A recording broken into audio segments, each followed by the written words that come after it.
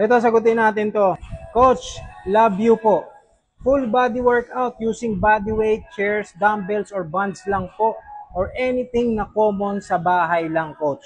Okay, first of all, hindi porket naka-follow kayo sa mga nakikita nyo sa TikTok, or like kayo ng like, or comment kayo ng comment, or share kayo ng share ng mga pinopost ng mga favorite nyong tao sa TikTok, or kung saan mang platform, pwede na kayong bigyan ng mga ganitong request. This is actually what clients pay. Makakuha sila ng maayos na workout selection, proper volume, and intensity protocols pagdating sa kanilang workouts. This is what gives client results. So, hindi namin kayo bibigyan ng mga libreng information dahil lang nag-like kayo, nag-share kayo, nag-follow kayo, or nag-I love you pa kayo. Biro lang, I love you too. Halika na, tuturuan na kita, arte mo pa. Arte. Halika na. Okay, this program is what gave my client results. Si Michelle.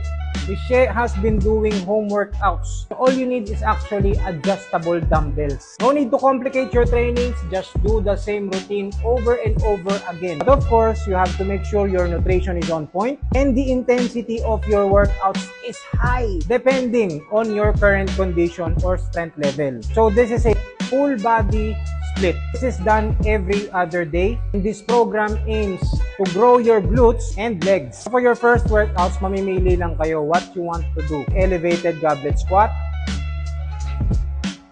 Pwede yung sumo squat. Pwede rin yung goblet squat lang. Second workout, mamimili rin kayo. You can do RDLs, hip thrusts, or step ups. Your third workout will be a unilateral movement. You can do split squats, elevated reverse lunge, or stationary walking lunges. Now, the fourth workout will be an upper body workout for your push strength. You can do modified push-up, dumbbell overhead press, or floor press. Your fifth workout will be a back movement. You can do unilateral row, bent over dumbbell rows, or kung malakas na kayo, you can do pull-ups. Now, for your last exercise is for your arms. Any bicep curl movement and any tricep movement.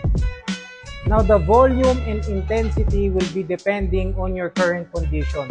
Number of sets will be from 2 sets up to 4 sets. Your rep range should be from the 8 up to 15 repetition. And the intensity should be from RIR4. And as you gain strength and you get stronger, you can do until failure.